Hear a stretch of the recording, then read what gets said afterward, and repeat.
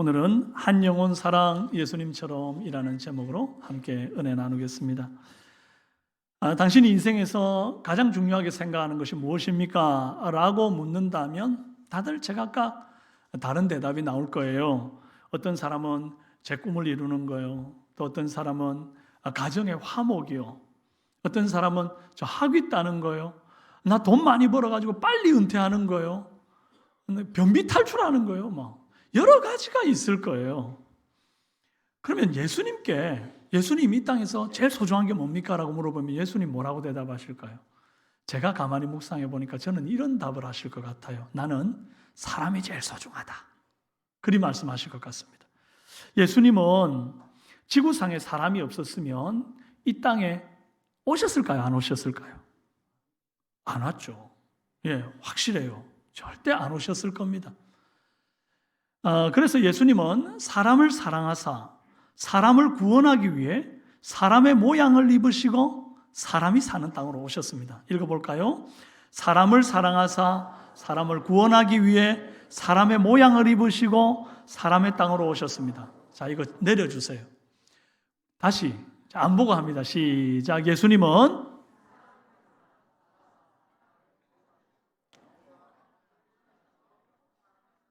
아이고, 이게 뭔 소리입니까, 이게? 자, 다시요. 사람을 사랑하사 사람을 구원하시려고 사람의 모양을 입으시고 사람 사는 땅으로 오셨다. 한 번 더 시작. 사람을 사랑하사 사람 구원하시려고 사람을 모양을 입으시고 사람 사는 땅으로 오셨습니다.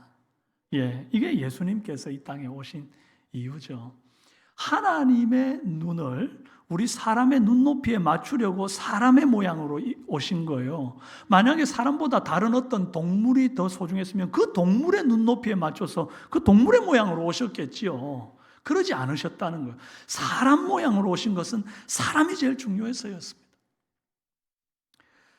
내 스스로 너무 잘 나가가지고 하나님은 필요 없고 그냥 나는 이대로 좋게 라고 하는 사람을 위해서 오신 게 아니고 예수님 아니면 안 되겠다고 깨지고 터져서 주님만이 나의 전부라고 이렇게 붙드는 사람을 위해서 우리 주님 오셨어요. 그래서 주님은 죄인과 병든 자들의 친구로 오신 겁니다. 예수님이 이날도 이제 거라사라고 하는 작은 어촌 마을에 오셨습니다. 왜 거기 가셨을까요? 거기에서 미쳐 날뛰는 귀신 들린 자 한 사람을 만나시기 위함이었어요. 그 사람 상태가 매우 심각했습니다. 자꾸 무덤가로 나가는 거예요. 자꾸 발광을 하는 겁니다. 그러니까 주위 사람들이 그러지 못하도록 이 사람을 쇠고랑을 채우고 쇠사슬에 메었습니다. 그러면 뭐예요? 또 그걸 끊어버리고 쇠사슬도 끊고 쇠고랑도 깨뜨려버리고 또 뛰어나가가지고 무덤에 있는 돌을 가지고 막 온몸을 자해하는 그런 짓을 하는데요. 이 사람에게 집도 있고 가족도 있었습니다. 나중에 예수님이 이 사람을 고쳐주거든요. 고쳐주고 난 다음에 19절에서 이런 말씀을 하셔요. 집으로 돌아가 주께서 어떻게 너를 불쌍히 여기신 것을 네 가족에게 말하라. 자, 보세요. 집 있어요, 없어요? 있죠. 가족 있어요, 없어요? 있잖아요. 여러분, 처음에는 가족과 집이 있는 사람이니까 이 가족이 이 식구를 어떻게든지 좀 회복시켜 보려고 또 붙들어 놔 보려고 쇠고랑도 채워보고 쇠사슬도 메어보고 용을 썼습니다. 그러나 그래 봐야 다 끊고 뛰쳐나가니 아무리 가족이라도 아무리 절친이라도 가까운 이웃이라도 더 이상 돌 엄두를 못 내고 포기해버린 거예요. 그런데 놀라운 것은 모든 사람이 다 포기했고 심지어 가족까지도 포기한 이 사람을 예수님은 포기를 안 하시더라는 거예요. 예수님께서 이 귀신 들린 자에게 베푼 사랑은 대단한 거였습니다. 첫째로 피곤을 무릅쓴 열정적 사랑을 베푸셨습니다. 읽어봅시다. 오늘 우리가 읽었던 본문 앞에 4장 내용을 살펴보면 예수님은 하루 종일 각색 병든 자를 치료하시고 귀신 들린 자는 내쫓으시는 바람에 너무너무 피곤하셨어요. 얼마나 피곤했는지 이제 좀 쉴 때가 되었는데 저녁이 되었단 말이에요. 그런데 예수님께서 갑자기 쉬지도 않고 배를 띄워서 거라사로 가자 그러시는 겁니다. 마가복음 4장 35절 그날 저물 때에 제자들에게 이르시되 우리가 저편으로 건너가자 하시니 이미 해가 저물었어요. 좀 쉬어야죠. 그렇게 고생했는데 여러분 예수님 계시던 가버나움에서 거라사까지 거리라도 가까우면 말을 안 해요. 가버나움에서 거라사까지는 동남쪽 방향으로 자그마치 34km를 가야 됩니다. 그런데 심지어 예수님 출발한 시간대가 그러니까 벌써 해가 저물기 시작했어요. 하필이면 어둑한 까만 바다 한가운데에서 심지어 큰 폭풍이 불기를 시작하는 거죠. 제자들이 다 죽을 지경이 된 겁니다. 다른 성경에 보면 예수님 우리가 죽게 되었나이다 막 이러거든요. 그 난리통에도 예수님이 너무 피곤한 나머지 그냥 고물에다가 머리를 대고 주무실 정도였습니다. 그럼에도 불구하고 예수님은 육체의 한계를 뛰어넘고 피곤을 무릅쓰고 생명의 위협을 뛰어넘고 이 폭풍 속을 뚫고 귀신 들린 이 남자를 만나러 가시더라는 거예요. 제가 청년 시절에 이제 아내랑 교제할 때 첫 데이트 장소가 진주 남강 촉성루였어요. 좋습니다. 그곳이 팁이에요. 그런데 거기 가면 농개가 일본 적장을 이렇게 탁 끌어안고 뛰어들었던 농개바위라는 곳이 있고 그 옆에 오리배 타는 곳이 있어요. 첫 데이트에 두 사람만의 오리배라니 얼마나 낭만적이에요. 아닙니까? 아니래요. 근데 어쨌든 그때는 낭만이었습니다. 그때가 벌써 뭐 엄청 오래됐잖아요. 몇십 년 전이잖아요. 그래서 이제 그때는 낭만이었는데 어쨌든요. 그 오리배를 타는데 이게 이제 여러분도 아시겠지만 페달을 자전거처럼 밟으면 뒤에 물레방아 같은 것이 팽팽팽 돌아가면서 이제 앞으로 가는 거잖아요. 이제 둘이 타고 처음에 같이 이렇게 페달을 밟는데 밟아보니 별거 아닌 거예요. 뭐 이 정도는 충분히 나 혼자 하겠더라고요. 그래서 제가 폼을 좀 잡느라고 자기는 그냥 쉬어. 내가 할게. 아니야, 내가 할게. 못하게 했습니다. 그러고는 사나이 가오가 있지. 열심히 밟았죠. 근데 이제 그 거리가 너무 멀리 못 가도록 둘레 이제 너비로 한 50m 길이가 한 전체 한 바퀴 돌아봐야 한 200m 남짓 되는 곳에 부표를 딱 띄워놓고 그 이상을 못 벗어나게 했더라고요. 그래서 이 정도쯤이야 충분히 내가 한 바퀴 돌지. 밟다가 한 중간쯤 밟는데 어쩜 그렇게 쉽지가 않던지 이제 점점 땀이 나기 시작하는 거예요. 그러니까 이제 아내가 저한테 묻는 거죠. 자기 힘들어? 내가 밟을까? 됐다니까. 내가 할게. 걱정하지 마. 그날 저 다리 불구되는 줄 알았습니다. 오리배로 한 200m 한 바퀴 도는 것도 다리가 후달릴 정도예요.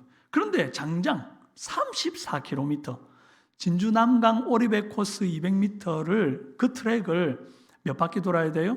170바퀴를 돌아야 되는 어마어마한 거리를 자전거 페달 밟듯이도 아니고 노를 저어 가는 겁니다. 그것도 그냥 그 날씨 좋을 때 가는 게 아니고요. 이게 지금 풍랑이 일었단 말이죠. 도무지 앞으로 나가지 못하는 그런 상태 속에서도 그 길을 가고 있는 것입니다. 얼마나 험난했겠어요. 예수님이 야 폭풍을 친다 오늘만 날이냐 이러다 우리 다 죽는다. 다음에 날 좋을 때 오자. 그러고는 돌리지를 않습니다. 기어코 폭풍우를 뚫고 가서 그 귀신 들린 자를 만나요. 무엇이 예수님으로 하여금 그런 결정을 하도록 만들었을까요? 예수님 속에 있는 영혼 구원에 대한 열정 때문입니다. 여러분 사랑은 열정이 중요합니다. 그러면 좀 부족한 게 좀 있어도 이 열정 하나로 커버하는 게 많아요. 좀 모자라도 나를 저만큼 사랑해 줄 사람은 없어. 할 때 마음이 열리는 부분이 있잖아요. 여러분 예수님은 영혼 사랑에 대한 열정을 말로 설명하기보다 몸소 보여주시기를 원하셨어요. 영혼 구원하는 데는 날씨도 문제 안 된다. 영혼 구원하는 데는 거리도 문제 안 된다. 여러 가지 어려운 환경, 여러 가지 어려운 힘든 요소 이런 것들이 문제가 안 된다. 그것을 이 갈릴리 바다 한가운데서 몸소 보여주고 계시는 겁니다. 동시에 예수님은 오늘 저와 여러분들에게 이 말씀을 들려 읽히면서 너희에게 나와 같은 사랑의 열정이 있느냐라고 물으시는 거예요. 여러분, 이 열정 있습니까? 이 열정 품으시기를 바랍니다. 품으시기를 바랍니다. 둘째로 유대인의 율법과 관습을 범하면서까지 이 사랑을 베푸셨어요. 읽어봅시다.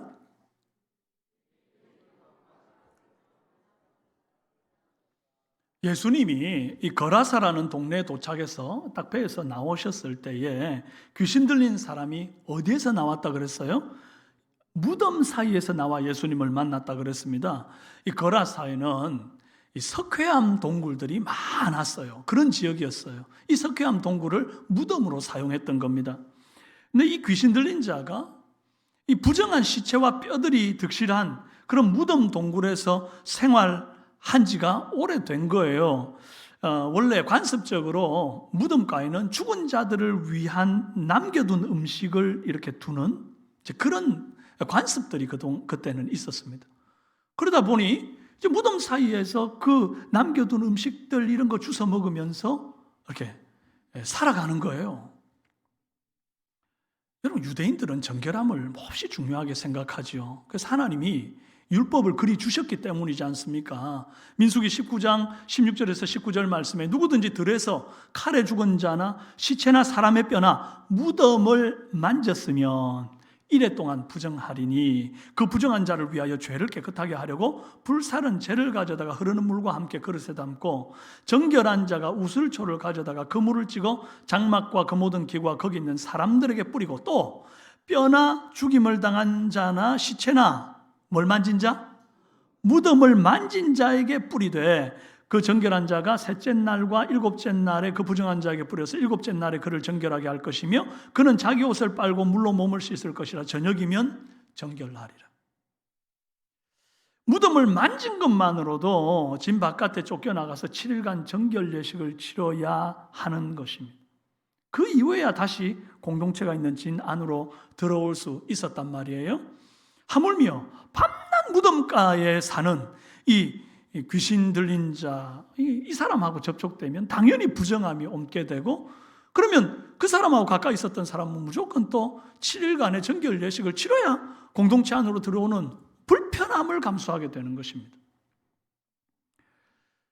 유대인들만 무덤을 부정하게 여긴 게 아닙니다. 로마인들도 무덤을 부정하게 여기고 멀리했습니다. 그래서 초대교회 기독교인들이 온갖 박해를 받을 때 그 박해를 피해서 어디로 숨었어요? 카타콤이라고 하는 무덤으로 숨어 들어갔잖아요. 왜 거기로 숨어 들어요? 로마인들도 거기에는 오지 않거든요. 부정하다고, 불결하다고, 부정탄다고 거기를 안 오는 거예요. 그래서 그들이 거기에 숨어서 목숨을 부지할 수 있었던 것입니다. 그러니 밤낮 무덤가에서 생활하고 있는, 무덤 사이에서 생활하고 있는 이 사람은 유대인들도 율법적으로 가까이 가지 않을 뿐더러 로마인들도 이방인들조차도 부정탄다고 가까이 가지 않는 곳이었다. 그러니까 얼마나 좋은 핑계가 있어요. 나 저 사람 못 도와. 율법은 금하고 있잖아. 나 저 사람 못 도와. 관습적으로 거기에 가면 부정타잖아. 너무 좋은 핑계를 가지고 있는 거죠. 그러나 예수님은 스스로 부정해질 것을 아시면서도, 율법을 어기게 되는 줄 아시면서도 그 무덤 사이에 거처하며 무덤 사이에서 나온 그 귀신 들린 자를 찾아가셔서 만나 주셨다는 것입니다. 또 하나는 그 지역이 이방인들과 부정한 짐승인 돼지 사육장이었다는 점이에요. 이는 이스라엘 사람들은 이 율법에서 쪽발이 갈라지고 되새김질 되는 것만 먹을 수 있잖아요. 그런 짐승만. 그런데 쪽발은 갈라졌는데 되새김질이 안 되는 대표적인 음식, 그래서 부정하고 절대 먹으면 안 되는 음식이 바로 돼지입니다.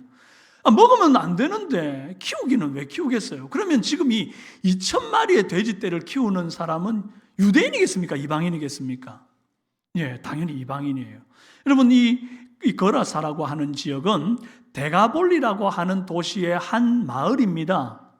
이 데가볼리는 과거 로마인들이 이스라엘을 식민지 정책을 할 때 그때 이방인들을 이주시켜서 살게 한 땅입니다. 그러니 그 땅에는 이방인들이 돼지떼를 키우며 살던 그 거라사라는 땅이 돼버린 거예요. 그래서 많은 신학자들이 이 귀신 들린 자는 이방인일 것으로 추정합니다. 이스라엘 사람들은 같은 동족이라도 사마리아 사람들이 이방인과 이제 이주 정책 때문에 혼혈이 되잖아요. 피가 섞이잖아요. 그것 때문에 사마리아인들이 거하는 곳은 부정하다. 그래가지고 사마리아 땅을 통과하지를 않습니다.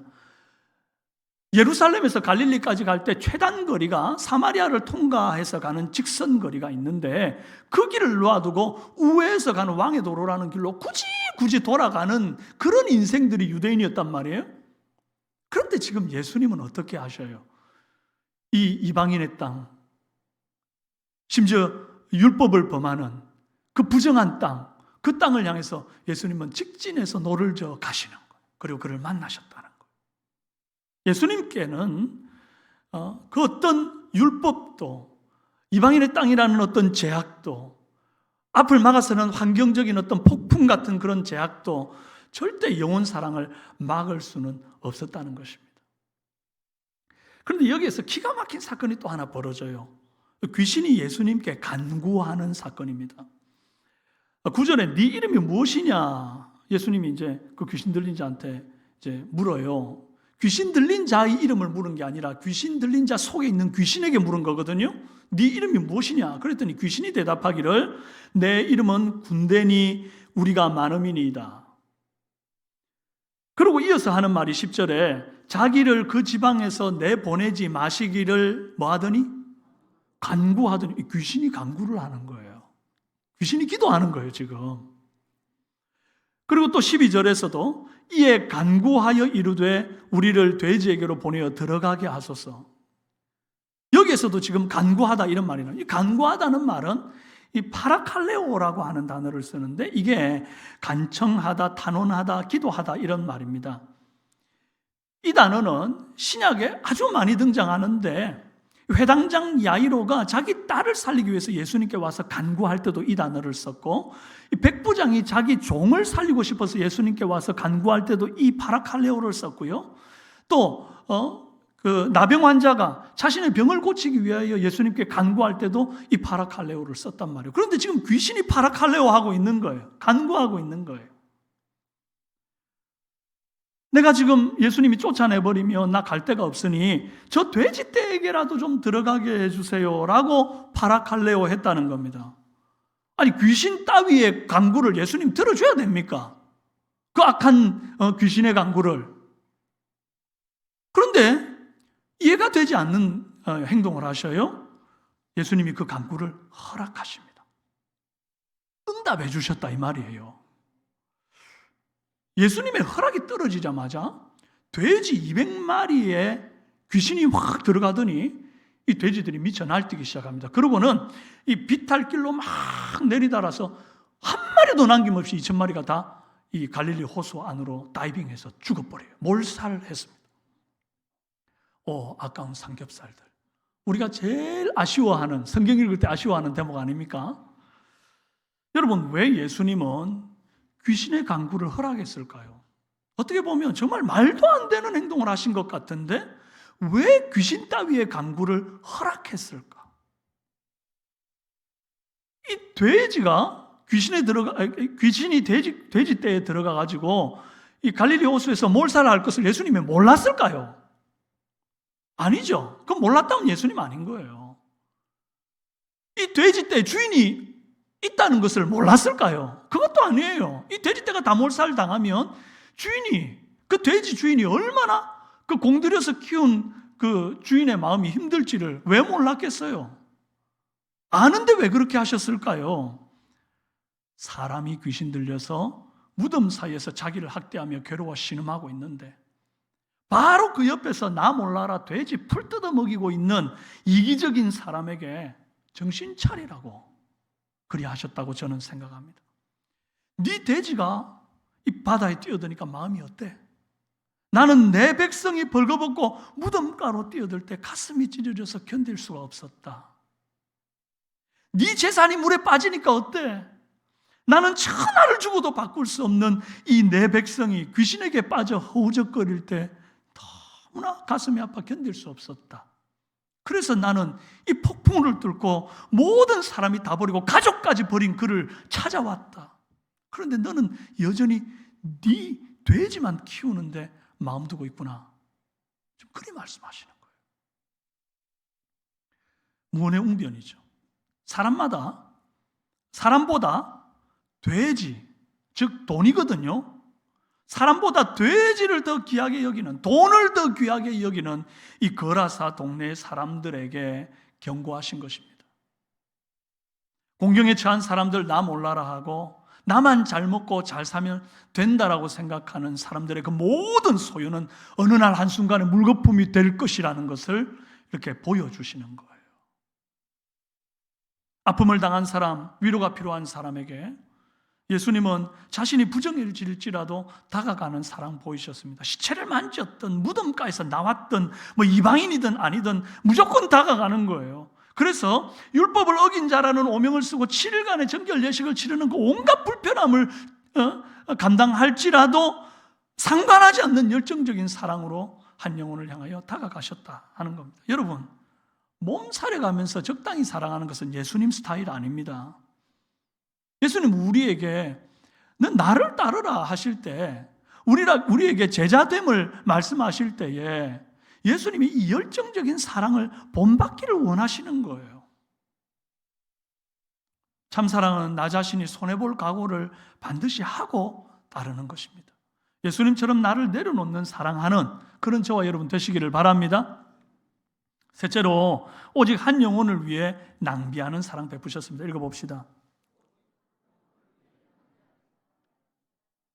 예수님 그 귀한 몸이 이 작은 어촌 마을에 왕림하신 거잖아요.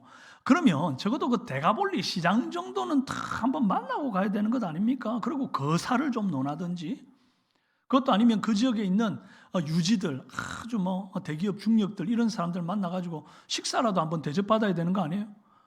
그것도 아니면 정말 이게 쉽지 않은 걸음을 오셨으니까 거기에 있는 또 다른 병자들, 또 다른 귀신 들린 자들 만나서 고쳐주고 그러고 가시면 되잖아요. 아니면 회당에 들어가서 가르침이라고 주시고 가시든지. 근데 예수님 어떻게 하셨어요? 이곳에 와가지고 한 일 딱 한 가지예요. 이 귀신 들린 사람 하나 만나고 돌아가시는 겁니다. 21절에 배를 타고 다시 맞은편으로 건너가셨다. 물론 이 돼지 2,000마리가 다 갈릴리 호수에 몰살하는 소식이 그 마을에 퍼지는 바람에 예수님 들어오면 자기 소유도 그렇게 될까봐 예수님을 아예 들어오지 못하도록 한 까닭도 있습니다만은, 어쨌든 예수님은요, 그러면 그 돼지떼가 다 몰살하는 것 때문에 나를 마을에도 들여놓지 않을 거니까 나는 오로지 저 귀신 들린 사람 하나 만나러 가야 된다는 거 예수님 모르고 가셨을까요? 모르고 가셨을까요? 아니죠. 처음부터 그리 될 걸 알고 가시는 거 아닙니까? 결과적으로 예수님은 가족들도 포기하고 모든 사람이 포기해버린 이 귀신 들린 이방인 남자 하나 회복시키려고 34km 가서 그 사람 하나 만나고 다시 돌아와 34km, 합이 68km나 되는 그 험한 바닷길을 노저 다녀오셨다는 거예요. 한 사람 만나려고. 안 놀라시네요. 저는 이 말씀 묵상하다 너무 놀랐습니다. 예수님 정말 참 대단하다. 정말 한 사람 만나려고 어쩜 저럴 수가 있을까? 예수님 이 정도로 더러운 귀신 들린 사람 하나를 불쌍히 여깁니다. 한 영혼을 향한 집요한 사랑의 본을 이 12제자에게 보이신 것. 피곤을 무릅쓰고 폭풍 속을 뚫고 오셨고 율법과 관습을 무릅쓰면서까지 사랑하셨고 오직 이 한 영혼을 위해 먼 백길을 오셨다 하는 것이에요. 예수님은 너무나 그 영혼이 불쌍해서 가버나움에 그냥 있을 수 없었던 겁니다. 예수님의 이 사랑을 우리도 받았잖아요. 아멘? 우리 다 이방인 아니었습니까? 우리 다 마치 무덤가에 있는 그 귀신 들린 자처럼 우리 이미 죄 가운데 죽었던 자들이에요. 소망 없는 자들, 절망적인 인생들이었어요. 그런 우리를 사랑하셔서 예수님 하늘 보좌를 버리고 64km가 뭐예요? 정말 말도 안 되는 거리를 노저 우리 앞에 오신 거예요. 우리 눈높이로 오신 거예요. 할렐루야. 그리고 저와 여러분을 만나 주신 겁니다. 이제 이 사랑을 우리가 본받을 차례가 되었단 말이죠. 우리는 사람을 사랑하되 너무 조건부로 사랑하는 경향이 있어요. 내가 베푼 만큼 나한테도 예의 있게 돌려주는 그 사람한테만 사랑하는 거죠. 아무 도움 안 되는 사람, 만날 때마다 자꾸 요구하는 것만 많은 사람, 이런 사람들 아주 부담스러워가지고 또 만나면 피곤하다고 우리는 피하죠. 그야말로 give and take 사랑인 거죠. 그런데 예수님은 귀신 들린 자에게 땡전 한 입 받은 것 없었습니다. 물 한 모금 대접받지 않았습니다. 그저 조건 없이 오셔서 다 베풀어주고 가신 거예요. 예수님은 이런 사랑을 12 제자들과 오늘 이 말씀을 읽는 저와 여러분들에게 들려주시면서 가르쳐 주시는 겁니다. 여러분, 예수님을 진짜로 믿는 사람이라면 우리가 베푸는 데 인색하면 안 되겠어요. 그리고 베풀 때는 받기를 생각하지 말고 주는 것이 아름답다는 것입니다. 여러분, 캠퍼스 다니는 학생들 계시죠? 친구들 가운데 특별히 좀 왕따 되어 있는 것 같은 친구들 있을 겁니다. 누구도 좀 가까이 하지 않는 그런 사람이 있을 거예요. 내가 좀 가까이 가주면 안 되나요? 우리 삼성교회 매력적인 청년들이 그들에게 먼저 다가가는 사람들이 되기를 바라요. 직장인들 마찬가지입니다. 상사들한테 자꾸 이렇게 혼나는, 그래 늘 기가 죽어 있고 사람들한테 기 못 펴는 그런 사람들이 있잖아요. 그런 사람한테 내가 먼저 좀 다가가주면 안 되나요? 한 번 말하고 두 번 말았는데 말귀 못 알아듣잖아요. 그러면 직장이 프로가 지금 말 이래야 되겠어? 아마추어처럼? 그리고 남들하고 똑같이 그렇게 혼을 내고 기를 죽이고 그래야 됩니까? 사람마다 어떤 사람은 걸음마 빨리 하는 사람도 있고 걸음마가 늦은 사람도 있지. 여러분들 자녀들 걸음마 늦다고 해서 너 왜 이렇게 걸음마가 늦어? 이러면서 안 키우셨잖아요. 말 좀 늦게 배웠다고 해서 너 왜 이렇게 말이 늦어? 이렇게 안 했잖아요. 사람마다 다 이 시간이 있어요. 오히려 대기만성이라고 늦게 배우고 늦게 터득한 사람이 오히려 더 크게 성장하는 경우도 있잖아요. 그러면 내가 그 직장에 좀 사람들에게 좀 외면당한 그 동료를 더 참아주고 더 기다려주고 하나라도 더 자세하게 설명해주고 가르쳐주면 안 돼요? 남들은 다 나한테 혼만 내는데 저 사람은 참 다가와서 내가 여러 번 실수했음에도 불구하고 또 설명하고 또 입 아플 텐데 어떻게 저렇게 해주지? 알고 보니까 삼성교회 성도라. 할렐루야. 그런 거 말고 뭘로 예수 믿는 아름다운 향기를 드러내겠어요? 그런 거 말고 어떻게 삼성교회가 아름다운 소문이 나겠어요? 혹 여러분의 가족 가운데 너무 완고해서 이 사람은 틀렸어 하고 포기하고 싶은 사람이 있습니까? 마치 쇠고랑도 채워보고 쇠사슬도 메어봤는데 그것마저도 끊고 나가는 그런 사람들, 술에 임박해가지고 알코올 중독에 있어가지고 말이죠. 무슨 센터에도 가둬도 넣어보고 정신병원에도 집어넣어보고 막 다 했는데 안 돼. 그래서 포기하셨나요? 예수님 포기 안 하잖아요. 끝까지 내 가족이라면 사랑함으로 포기하지 않고 그들을 위하여 기도하시고 그들에게 사랑 베푸시기를 바랍니다. 이 귀신 들린 사람이 예수님을 만난 후에 20절에 그가 가서 예수께서 자기에게 어떻게 큰일 행하셨는지를 데가볼리에 전파하니 모든 사람이 놀랍게 여기더라 그랬어요. 한때 동네 모든 사람들에게 외면당했던 그가 이제 멀쩡하게 나가서 그냥 매력적으로 예수 그리스도를 전하는 거예요. 복음을 전하는 거예요. 혹 구제불능이다 보이는 사람, 싹수가 노랗다 이렇게 생각되는 사람들, 다른 사람은 몰라도 저 인간은 틀렸어 라고 생각되는 사람들, 딱 이 거라사 귀신 같은 사람이잖아요. 모든 사람이 다 안 된다 했잖아요. 그런데 그가 예수님 딱 만나니까 인생이 이렇게 젠틀하게 바뀌지 않습니까? 그러면 이 사람이 무너져 있는 것이 회복되지 못하고 그 자리에 머물러 있는 것과 회복되고 깨끗하고 젠틀해지는 것의 차이는 뭐예요? 예수님을 만났느냐 못 만났느냐 이 차이 하나밖에 없다는 겁니다. 여러분, 그런 사람들 만날 때, 싹수가 노란 사람 만날 때 싹수가 노래 가까이 가지 마 이게 아니라 어떻게 생각해야 돼요? 아직 예수님 못 만나서 그래. 자, 받아합시다. 아직 예수님 못 만나서 그래. 여러분, 사실 우리가 예수님 못 만났다 그러면요, 우리는 이 거라사 광인보다 더 심한 상태일 수도 있지 않습니까? 제가 예수님 못 만났었으면 어떻게 제가 여러분 앞에 이렇게 서 있겠어요? 참, 뭐 하고 있을지 상상하지 마세요. 예. 여러분도 예수님 안 만났으면 나 지금쯤 뭐 하고 있을 거야, 이런 생각하시는 분들 많이 있잖아요. 우리 예수님 만나서 인생이 바뀐 거예요. 180도 바뀐 인생들 아닙니까? 우리 서로 좌우로 이리 인사합시다. 예수님 만나 다행입니다. 예, 참 다행입니다. 안 만났으면 어쩔 뻔했어요. 여러분, 그리 생각합시다. 참, 저 힘든 사람, 저 싹수 노란 사람, 저 사람 예수 못 만나서 그래. 예수님만 만나면 저 사람 나보다 더 좋은 사람 될 거야. 만약에 내가 예수님 못 만났으면 나 저 사람보다도 더 했을 거야. 이렇게 항상 역지사지해놓고 생각하는 저와 여러분이 될 때에 예수님 마음에 일이라도 닮아갈 수 있을 줄 압니다. 오늘 저와 여러분은 예수님 먼저 만나 변화되었으니 아직 예수님 만나지 못해서 그 자리에 머물러 있는 사람들을 찾아가서 담대하게 예수님 자랑하시기를 바라요. 예수님 만난 사람은 정상적인 반응이 자연스럽게 내가 만난 예수님을 전하게 돼 있어요. 안 전하는 건요, 내가 예수님을 아직 인격적으로 못 만난 탓이에요.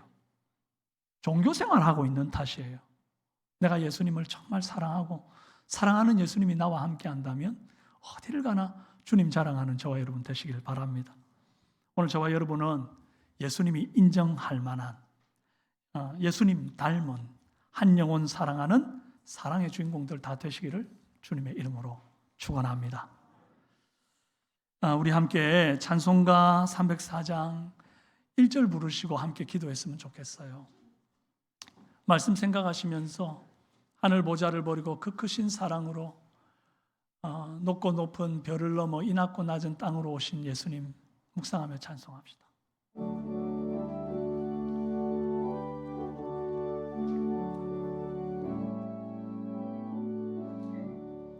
그 크신 하나님의 사랑 말로 다 영영 못하네. 저 높고 높은 별을 넘어 이 낮고 낮은 땅 위에 죄범한 영혼 구하려 그 아들 보내사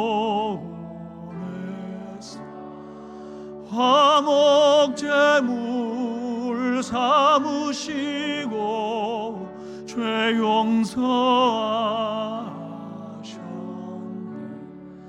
하나님 크신 사랑은 증량다 못하네. 영원히 변치 않는 사랑 성도여 찬양하세. 이 시간 함께 기도합시다. 하나님, 도대체 내가 뭐길래 하늘 보좌를 버리고 34km, 68km도 아니고 이 험한 길을 뚫고 하나님 나를 향해 오셨습니까? 그 사랑 받았는데 여전히 나는 이 사랑 전하지 못하고 늘 그 자리에 머물러 있습니다. 나를 용서해 주십시오.